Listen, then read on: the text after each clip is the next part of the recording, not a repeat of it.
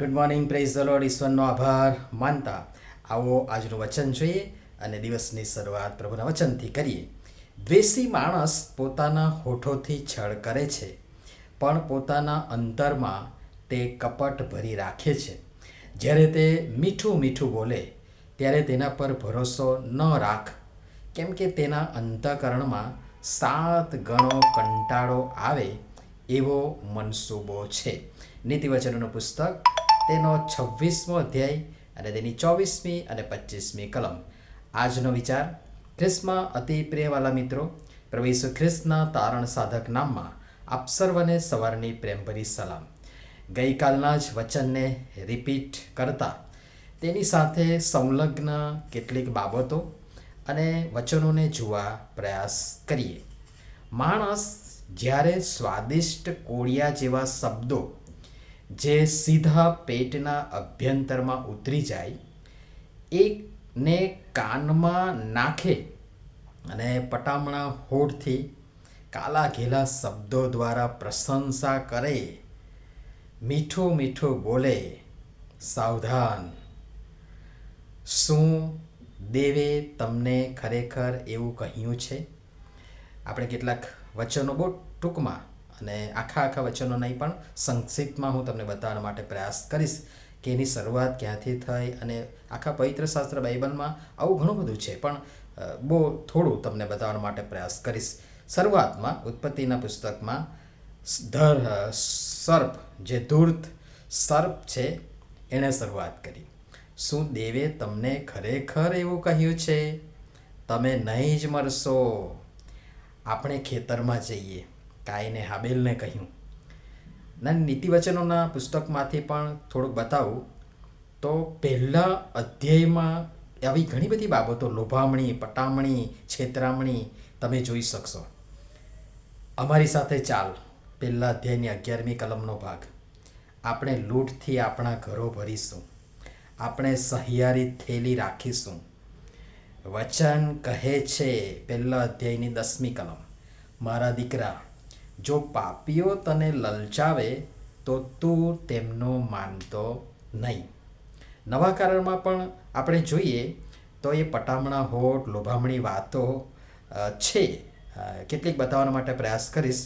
તો માથેની લખેલી સુવાર્તામાં 3 અધ્યાયની 9મી કલમમાં પ્રભુ ઈસુ ખ્રિસ્તનો જ દાખલો. દુષ્ટ શૈતાન શું કહે છે? આ સગડા હું તને આપીશ. આપણને તો આવું કહેતા જ આપણે એમાં તૂટી પડીએ છીએ. આ સગડા હું તને આપીશ. પછી વધસ્તંભ પર પણ થોડું પ્રયત્ન કરવામાં આવ્યો છે. શું કહે છે? વધસ્તંભ પરથી ઉતરી આવ તો અમે તારા પર વિશ્વાસ કરીશું. માથે લખેલી સુવાર્તા 27મો અધ્યાય અને 40મી કલમ, મને કેટલો ભાગ. આવી લોભામણી ને પટામણી, મીઠી મીઠી વાતો દ્વારા દુષ્ટ માણસના અંતર, મન, હૃદયમાં ભરાઈને હોઠો દ્વારા છળ કપટ કરાવીને માણસને નાશ તરફ લઈ જઈ નુકસાન લાવે છે, એનો દુરુપયોગ કરે છે. અને વચન કહે છે કે જ્યારે તે મીઠું મીઠું બોલે ત્યારે તેના પર ભરોસો ન રાખ, કેમ કે તેના અંતઃકરણમાં 7 ગણો કંટાળો આવે એવો મનસૂબો છે. પણ એ વધારે છૂપો રહી શકતો નથી. ક્યારેક ને ક્યારેક એ બહાર તો પડે જ છે, કારણ કે વચન 26મા અધ્યાયની જ 26મી કલમ તમે જોશો તો ત્યાં લખ્યું છે, જો કે તેનો દ્વેષ કપટથી ઢંકાયેલો હોય, જો કે તેનો દ્વેષ કપટથી ઢંકાયેલો હોય છે, તો પણ તેની દુષ્ટતા મંડળી આગળ ઉઘાડી પડી જશે. વળી આગળ એનું પરિણામ પણ બતાવવામાં આવ્યું છે. 26મા અધ્યાયની 27મી કલમ જોશો તો ત્યાં લખ્યું છે કે જે બીજાને માટે ખાડો ખોદે છે, ને આ તો જગ જાહેર છે, આપણે બધા આ કહેવત પણ જાણીએ છીએ, ઉપયોગમાં પણ લઈએ છીએ, જે બીજાને માટે ખાડો ખોદે તે પોતે તેમાં પડશે, અને જે કોઈ બીજાની તરફ પથ્થર ગબડાવે તે તેના પર જ પાછો આવશે. તો મારા વાલા મિત્રો, આપણી આગળ આટલું બધું ખુલ્લું અને સચોટ મૂકવામાં આવ્યું છે, પ્રગટ કરવામાં આવ્યું છે, બતાવવામાં આવ્યું છે, જણાવવામાં આવ્યું છે. તેમ છતાં આંધળા ભીત બની આપણે આંધળું ક્યાં કરીએ તો આપણાથી વધારે દયાપાત્ર બીજું કોઈ જ ના હોઈ શકે. અને એના માટે હું એક શબ્દ વાપરીશ કે જો આપણે જાણવા છતાં પણ આ પ્રમાણે કરીએ છીએ તો આપણને અફસોસ છે. પ્રભુ સમજવા આપણ સર્વની સહાયતા તો મદદ કરો. નમીએ પ્રાર્થના કરીએ.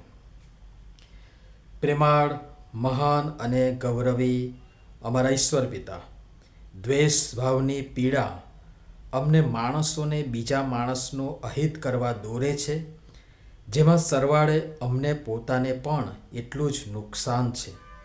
પણ એ અમે સમજી શકતા નથી ને દ્વેષ ભાવમાં હોઠોથી છળ કરી અંતરના કપટને અમલમાં મૂકી કંટાળાજનક અને નુકસાનકારક મનસૂબાઓને અમે પાર પાડીએ છીએ.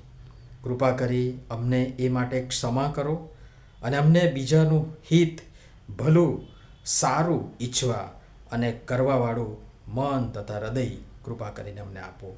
પ્રભુ ઈસુના નામમાં આમેન. ધન્યવાદ.